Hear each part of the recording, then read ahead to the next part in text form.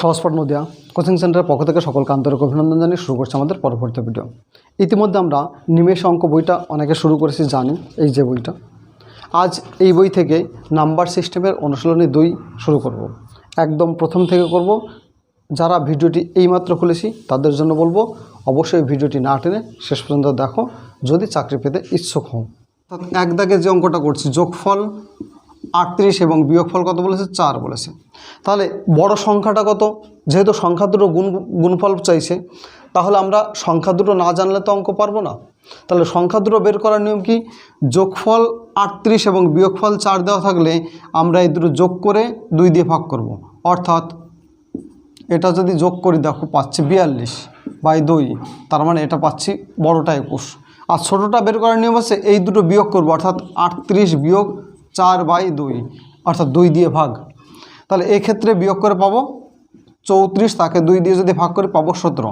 তার মানে বড়টা পেলাম 21, ছোটোটা পেলাম 17। এই সংখ্যা দুটো কী চাইছে? গুণফল চাইছে। তার মানে কি 21 গুণ 17, এটা যদি করি 357 উত্তর হবে। দেখো মিলে গেছে। চলো বন্ধু পরের অঙ্ক, অর্থাৎ 2 দাগের অঙ্ক। 2 দাগের অঙ্কে কী বলেছে দেখো, ভাজক 2 ভাগশেষ 1, অর্থাৎ 2 দিয়ে যদি ভাগ করি তাহলে কত অবশেষ থাকবে? 1 অবশেষ থাকবে। সেই সংখ্যাকে আমি যদি 3 দিয়ে ভাগ করি তাহলে কত ভাগশেষ থাকবে? 2। কিন্তু সেই একই সংখ্যাকে আমি যদি এখন 6 দিয়ে ভাগ করতে চাই তাহলে কত? এটাই প্রশ্ন ছিল। তাহলে এই জাতীয় অঙ্কে যদি থেকে থাকে, অঙ্ক দেখে অনেকে ভয় পেতে পারে, কী ব্যাপারে এই ধরনের অঙ্ক কোনোদিন করিনি, এবার কী অঙ্ক? একদম কঠিন নয়, খুবই সহজ। এই জাতীয় অঙ্কে আমরা কি করব? এইটা আর এটা গুণ করব, অর্থাৎ 2 আর 2, এই যে 2 গুণ 2 নিশ্চয়ই কত পাবো? 4 পাবো। আর এই দিকে যাব, অর্থাৎ এই দিকে যাওয়ার সময় এটা কি করব? যোগ করব, যোগ 1, অর্থাৎ কত? 5। তাহলে নির্দিষ্ট উত্তর কত?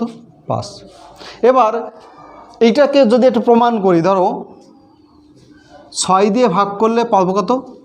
5, বা ভাগশেষ 5 পাবো। আমি 6 দিয়ে ভাগ করছি, ভাগশেষ 5 পেলাম। এক্ষেত্রে ভাগফল একই ধরলাম। তাহলে 6কে 6 আর 5 11। দেখো মূল সংখ্যাটা কত? 11। এই যে 11 পেলাম, এই 11কে তুমি 2 দিয়ে ভাগ করো, 5 2 × 10, 1 ভাগশেষ, তাই তো? ঠিক একইভাবে এই 11কে যদি তুমি 3 দিয়ে ভাগ করো, 3 3 9, থাকে কত? 2। তাহলে নির্দিষ্ট উত্তর কত? অর্থাৎ নির্দিষ্ট সংখ্যাটা কত? 11। যদিও আমাদের 11 চাইনি, বলছে 6 দিয়ে ভাগ করলে কত অবশেষ থাকবে? নিশ্চয়ই 6 দিয়ে ভাগ করলে আমরা 5। তাহলে আমি কিন্তু চারিদিক থেকে ঘুরিয়ে ফিরিয়ে দেখিয়ে দিলাম, আশা করি বুঝেছো।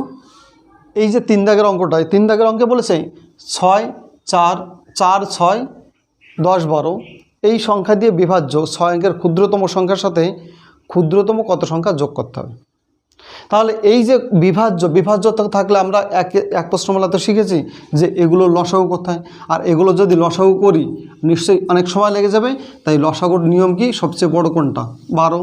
তাহলে 12 গুণ 1, 12 গুণ 2, 12 গুণ 3, অর্থাৎ এইভাবে যদি যাই 12 গুণ 5, 5 12 কত? 60 পাচ্ছি। এই যে 60 পেলাম, অর্থাৎ বড়টার নামটা পড়েছি। এই 60 দেখো 10 দিয়েও মেলে, 6 দিয়েও মেলে, আর 4 15 60 মেলে, অর্থাৎ লসাগু কত পেলাম? 60। যেহেতু 60 পেলাম, সেই 60 দিয়ে আমরা 6 অঙ্কের ক্ষুদ্রতম সংখ্যা, অর্থাৎ 1 দিয়ে কটা শূন্য? 5টা শূন্য। একে কী করবো? ভাগ করব। তাহলে দেখো প্রথমে একবার যায়, অর্থাৎ 60 থাকে। আমরা বিয়োগ করে পাবো 40, এই শূন্য নামবো, 6 বাদ দিলে 360। আবার যদি বিয়োগ করি 40 পাবো। তাহলে এই শূন্য নিয়েছিলাম, এবার এই শূন্যটা চলে আসবে, আবার 6 গেলে 360 40, আবার এই শূন্যটা নিয়ে আসবো, এই শূন্যটা এখানে আনলাম, অর্থাৎ আবার 6 গেল, পাচ্ছি 360। তাহলে এটা কিন্তু শেষ। যেহেতু যোগ করব, তাই শেষবারে এই ক্ষেত্রে যা আছে তার থেকে একবার বেশি দেব। বেশি যদি দিই তাহলে পাচ্ছি কত? দেখো 6 7 42, অর্থাৎ 420। তাহলে এই জায়গাটা চিন্তা করে দেখো, 400 আর এক্ষেত্রে 420। তাহলে এই যে 400 থেকে 420 কত বেশি? নিশ্চয়ই 420 থেকে 400 বাদ দেবো, বাদ পাচ্ছি কত? 20। এই যে 20 পেলাম, এর সাথে 20 যোগ করলে এই 60 দিয়ে বিভাজ্য হবে, অর্থাৎ নির্দিষ্ট উত্তর কত 20। চলো বন্ধু 4 দাগের অঙ্ক। এই 4 দাগের অঙ্ক করার আগে একটা কথা বলবো, আমরা যারা চাকরির জন্য প্রস্তুতি নিচ্ছি তাদের প্রত্যেকে 1 থেকে √10 পর্যন্ত মান মুখস্থ রাখা উচিত। যেমন 2 এর মান 1.414, 3 এর মান 1.732, এভাবে 4 এর মান 2, 5 এর মান আছে, 6 এর মান আছে, 7 এর মান এই। এগুলো যদি মুখস্থ থাকে অনেক সময় কাজে লাগে। যাই হোক, এক্ষেত্রে আমি সি অপশান নিয়েছি। অপশানে কিন্তু সি আছে, যেহেতু অঙ্কটা একটু কম সময়ের মধ্যে করাতে হবে। √7 এর মান কত 2.65, অর্থাৎ এক্ষেত্রে এইটার না বসিয়ে আমি কী করছি, এক্ষেত্রে 2.65 প্লাস √3 এর মান কত 1.732 গ্রেটার দেন, এক্ষেত্রে 3 ইন্টু অর্থাৎ √2 মান 1.414। এটা যদি যোগ করি পাবো 4.38 গ্রেটার দেন, এটা যদি যোগ করি এটা পাবো 4.23। তার মানে কি এই দিকটা বড়, অর্থাৎ গ্রেটার দেন যেহেতু আসে, তাহলে উত্তর কোনটা, সি অপশান। যদি অন্য অপশানগুলো নিয়ে টেস্ট করা হয় তাহলে দেখবো অন্যগুলো ঠিকঠাক মিলছে না। আশা করি বুঝেছ। চলো বন্ধু পরের অঙ্ক, অর্থাৎ 5 দাগের অঙ্ক। 5 দাগের অঙ্কে এরকম আমি একটু সাজিয়ে নিয়েছি, ভাজক এখানে বসে, ভাগফল এখানে বসে, ভাগশেষ এখানে থেকে কি ভাজ্য, তাই তো। তাহলে ভাগশেষ কত বলে দিয়েছে, এক্ষেত্রে ভাগশেষ বলেছে 5। এই ভাগশেষ যা এর থেকে 3 গুণ বড় ভাজক, তাহলে এর থেকে 3 গুণ বড় যদি হয়, যেহেতু যথাক্রমে কথাটা বলা আছে, তাহলে এর থেকে 3 গুণ যদি বড় হয়, একে আমরা 5কে 3 দিয়ে গুণ করে পাবো কত 15, একদম মুখে মুখে করলাম। আবার এর থেকে কত গুণ বড় ভাগফল, প্রশ্নে বলা আছে 4 গুণ, অর্থাৎ 4 × 5 = 20, তাই তো। আর অবশিষ্ট কত এটা। তাহলে আমরা এই ভাজক যদি পেতে চাই বা এটা যদি জিজ্ঞাসা থাকে, তাহলে এটা কি করব, নিশ্চয়ই গুণ করব। তাহলে 15 আর 20, অর্থাৎ 15 গুণ 20, ও দেখো 300, এর সাথে যোগ কত 5, অর্থাৎ 305। তাহলে নির্দিষ্ট উত্তর পেয়ে গেলাম 305। চলো বন্ধু পরের অঙ্ক, অর্থাৎ 6 দাগের অঙ্ক। 6 দাগের অঙ্কে দেখো বলেছি এই মান দেওয়া আছে এবং এনের মান কি বলেছে, 1-এর থেকে বড়, অখণ্ড সংখ্যা এবং অযুগ্ম সংখ্যা। এই অযুগ্ম সংখ্যা যুগ্ম সংখ্যা মানে কি, অযুগ্ম সংখ্যা মানে বিজোড় সংখ্যা আর যুগ্ম সংখ্যা মানে জোড় সংখ্যা। তাহলে 1-এর থেকে বড় অযুগ্ম সংখ্যা অর্থাৎ বিজোড় সংখ্যা কত, নিশ্চয়ই 3। তাহলে এর মানটা আমরা এর মানটা কত ধরলাম, 3 ধরলাম। তাহলে 3 যদি ধরি, এক্ষেত্রে মান বসিয়ে দিই, অর্থাৎ এর মান যদি 3 হয়, 3 × 3 স্কোয়ার মানে একবারে করলাম 9, কারণ 3 স্কোয়ার তো 9 হয়, এর স্কোয়ার অর্থাৎ 3 স্কোয়ার 9 মাইনাস কত 1। তাহলে এটা যদি করা হয়, দেখো 3 গুণ 3 8, এক্ষেত্রে বিয়োগ করে পাবো 8, অর্থাৎ 3 8 24। যেহেতু 24 সূত্র হলো, অর্থাৎ 24 দ্বারা বিভাজ্য হবে। 7 দাগের অঙ্ক বলছে এই 728 এবং 900 কোন বৃহত্তম সংখ্যা দিয়ে ভাগ করলে যথাক্রমে 8 এবং 4 অবশিষ্ট থাকবে। এই যথাক্রমে মানে কি, এমন একটা সংখ্যা যে সংখ্যা দিয়ে একটাকে ভাগ করলে 8 অবশিষ্ট থাকবে, এবং সেই সংখ্যা দিয়ে যদি 900কে ভাগ করি তাহলে কত অবশিষ্ট থাকবে, 4 অবশিষ্ট থাকবে। তাহলে এক্ষেত্রে আমরা কি করব, এই যে যথাক্রমে বলেছে যেহেতু, তাহলে এই 8 অর্থাৎ প্রথমটা থেকে 8 বাদ দিয়ে পাবো কত 720। ঠিক একইভাবে এটা থেকে আমরা বাদ দেবো কত 4, এর বাদ দিয়ে পাবো 896। তাহলে এই 720 এবং 896, এবং যেহেতু বৃহত্তম বলেছে তাহলে কি করব, গসাগু করব। আর যদি ক্ষুদ্রতম বলতো অবশ্যই লসাগু করতাম, অর্থাৎ 720 ভাগ 896।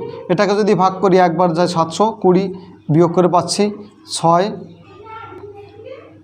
7 1, এটা দিয়ে পাবো। আবার ভাগ করব কাকে, এই যে 176 পেলাম, এই 176 দিয়ে আবার ভাগ করব 720-কে।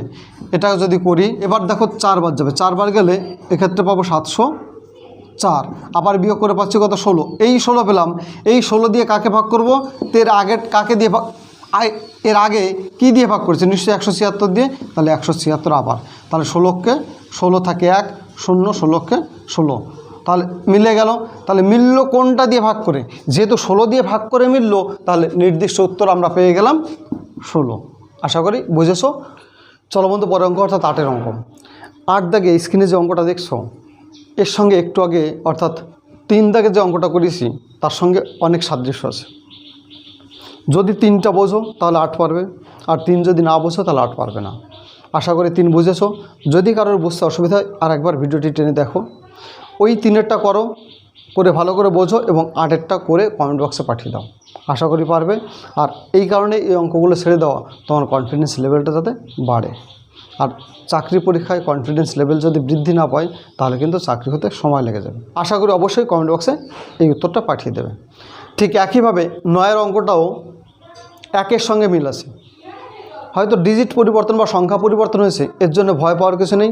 1-এর অঙ্কটা যদি বুঝি তাহলে 9-এরটা পারবে এবং 9-এরটাও কমেন্ট বক্সে পাঠিয়ে দেবে। চলো বন্ধু, পরের অঙ্ক অর্থাৎ 10 দাগের অঙ্ক।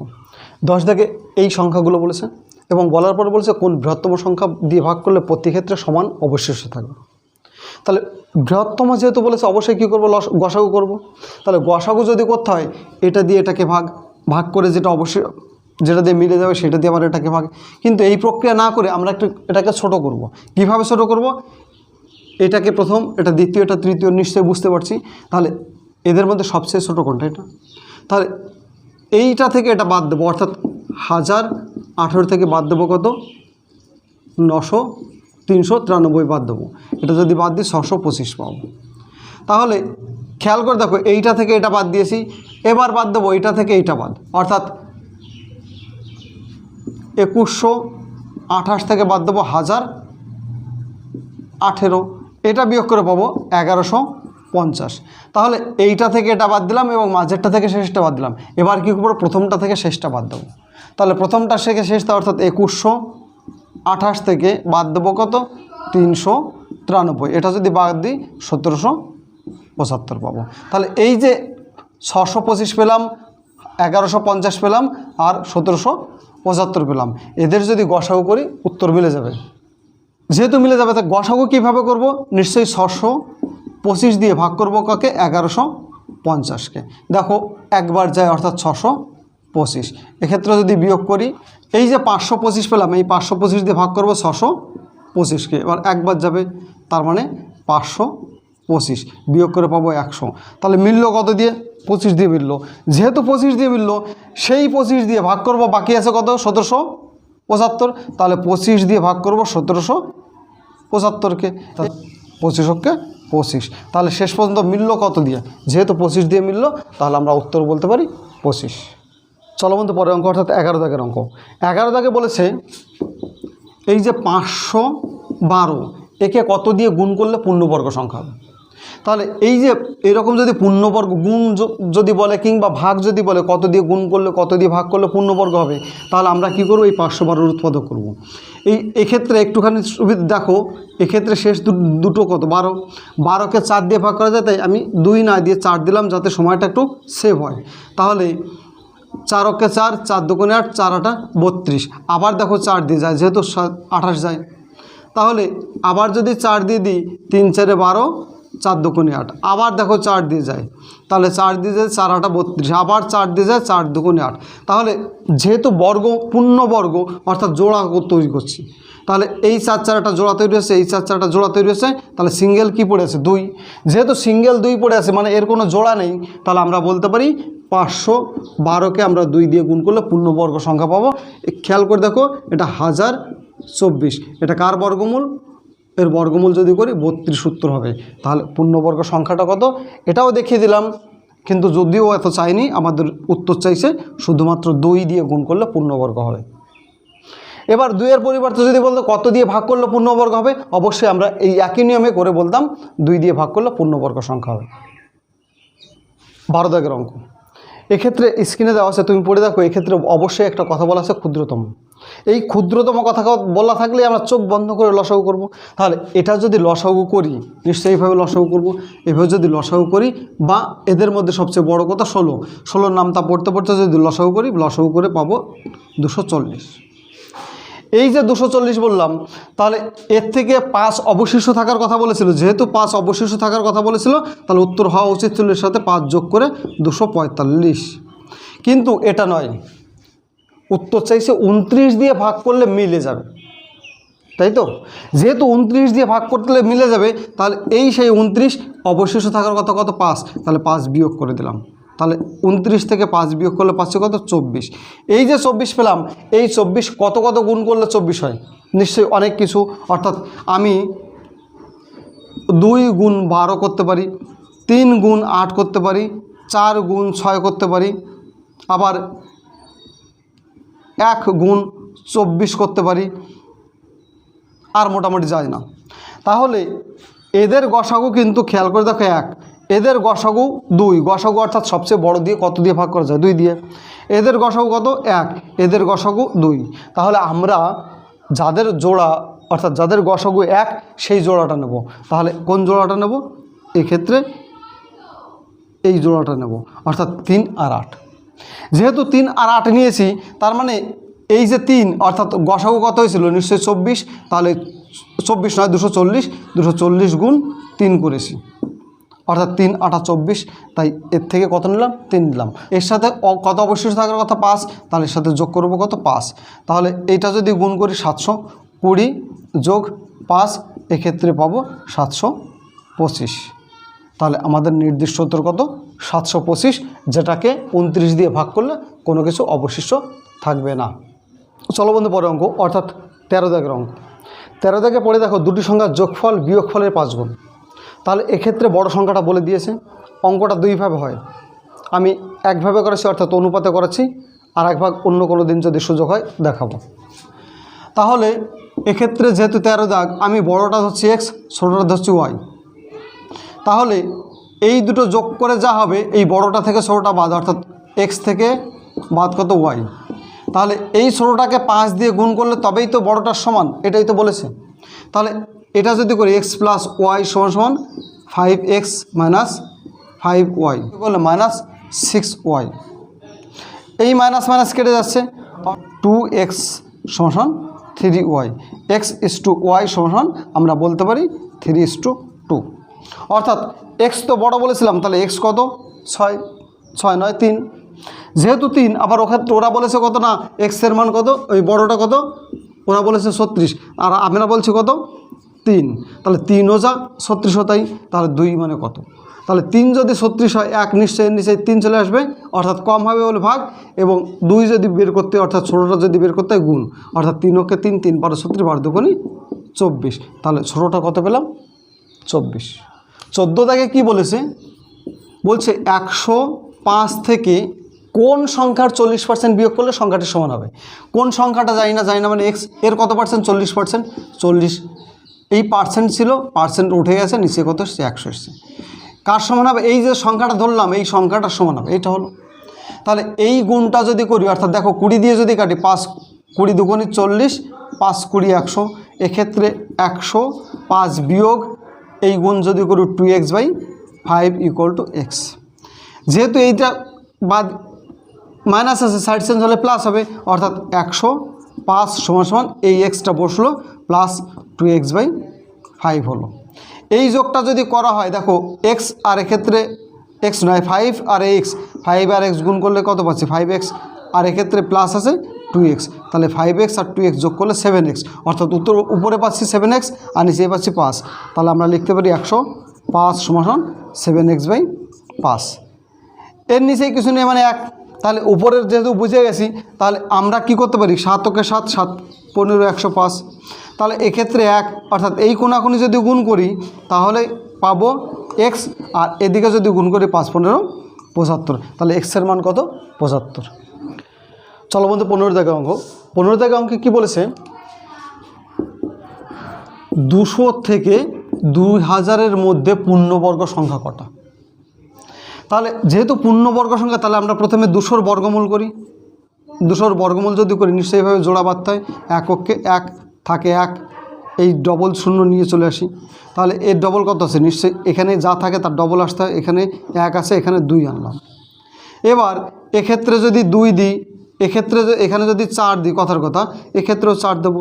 তাহলে এই যে 4 দিলাম, এই 4 দিয়ে কিন্তু 24কে গুণ, অর্থাৎ 4 24 96, তাই তো? তাহলে 4 24 96, এক্ষেত্রে বিয়োগ করে পাচ্ছি কত? 4। যেহেতু এক্ষেত্রে পেলাম 14, তাহলে 14 গুণ 14 যদি করি, দেখো 14 গুণ 14 যদি করি 196, কিন্তু 196 তো 200-র উপরে না, 200-র আগে। তাহলে নিশ্চয়ই 14-র পরের সংখ্যাটা বর্গ 200-র উপরে যাবে।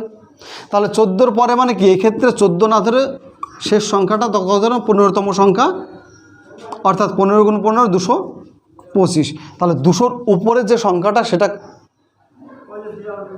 15 স্কোয়ার করলে বা 225 পূর্ণবর্গ সংখ্যা।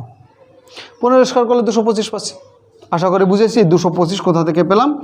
এই 225 কিন্তু 2000, আবারও বলি 200-র উপরে, তা এর বর্গমূল করলে কত পাবো? 15 পাবো। ঠিক একইভাবে যেহেতু 2000 আগেরটা চাইছে, তাহলে এবার 2000-এরটা যদি করি নিশ্চয়ই ডান দিক থেকে জোড়া বাঁধবো। 4 4 16 থাকে 4, ডবল 0 নিয়ে আসবো। 4 এখানে 4-এর ডবল 8 পাবো। এক্ষেত্রে যদি 4 বার দিই, এক্ষেত্রেও 4 দেবো, অর্থাৎ এই যে 4 পেলাম, এই 4 দিয়ে 84কে গুণ, এক্ষেত্রে বিয়োগ করে পাচ্ছি 4 হাতে 1 6, 64 পেলাম। তার মানে এই যে 2000 আগের যে সংখ্যাটা সেটা অবশ্যই তার বর্গমূল যদি করি, 2000 আগে যেটা সেটা হচ্ছে 44, আর 200-র পরে নিশ্চয়ই 15। তাহলে এই 44 আর এই 15 কী করব? বাদ দেবো। বাদ দিয়ে এটা যদি বাদ দিই পাবো 29, কিন্তু সংখ্যা হবে এর সাথে আরও একটা যোগ, অর্থাৎ মোট সংখ্যা হবে 30টি। এবার কেন 30টি? দেখো একটুখানি অন্য সংখ্যা দিয়ে বুঝিয়ে আসি। ধরো 2 থেকে 5 পর্যন্ত কটা সংখ্যা? আমি যদি লিখি 2 3 4 5, তাহলে 2 থেকে 5 পর্যন্ত 1 2 3 4টে সংখ্যা, তাই তো? 4টে কী করে হলো? দেখো এই যে শেষে 5, এই 5 থেকে আমরা এই 2 বাদ দিচ্ছি। 2 যদি বাদ দিই পাচ্ছি কত? 3। কিন্তু 2 থেকে 5 কি 3টে সংখ্যা না 4টে সংখ্যা? যেহেতু 4টে সংখ্যা, পরে কি করছি? আরও একটা যোগ করছি। যোগ করে কত পেলাম? 4। তাহলে সংখ্যা কতগুলো পেতে গেলে আমরা শেষটা থেকে প্রথমটা কি করছি? বাদ দিচ্ছি। বাদ দিয়ে কত পেয়েছি? 29 পেয়েছি। 29-এর সাথে কি করছি? 1 যোগ করেছি, যেটা এই রকম। চলো বন্ধু পরে অঙ্ক, অর্থাৎ 16 দাগের অঙ্ক। এই 16 দাগের অঙ্ক বলছে এই সংখ্যাকে গুণ করে এর সাথে কত যোগ করলে পূর্ণবর্গ সংখ্যা হবে, এবং সবচেয়ে ছোট সংখ্যা। বড় সংখ্যা তো অনেক হতে পারে, সবচেয়ে ছোট কত যোগ করলে পূর্ণবর্গ হবে। তাহলে এরকম যদি গুণ দিয়ে বলে যে সাথে সবচেয়ে ছোট কত যোগ করলে পূর্ণবর্গ হবে, আমরা কি করব? এই সংখ্যা দুটো সরাসরি বিয়োগ করব। তাহলে এক্ষেত্রে দেখো 2337 আর 2341, এই 2341 থেকে 2337 যদি বাদ দিই, নিশ্চয়ই বিয়োগ করে পাবো কত? 4।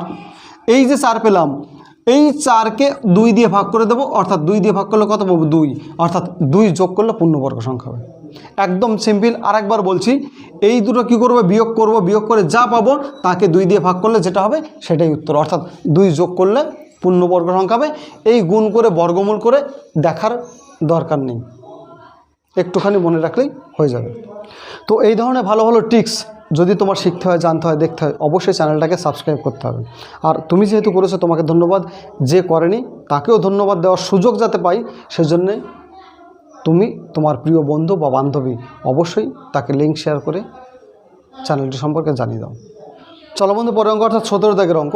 17 দাগে বলছে দুটো সংখ্যার যোগফল কত বলেছে? 128। অর্থাৎ আমি কোনোটা জানি না, আমি জানি বড়টা x, ছোটোটা y, এই দুটো যোগ করলে তো 128 হবে। আর ভাগফল কত বলেছে? 3 বলেছে। তাহলে ভাগফল যদি 3 বলে, নিশ্চয়ই বড়টাকে ষোলোটা দিয়ে ভাগ করব। তাহলে বড়টাকে ষোলোটা দিয়ে ভাগ করা মানে কি? এক্সকে ভাগ করবি ওয়াইকে, এটা দিয়ে ভাগ করে পাবো কত? 3।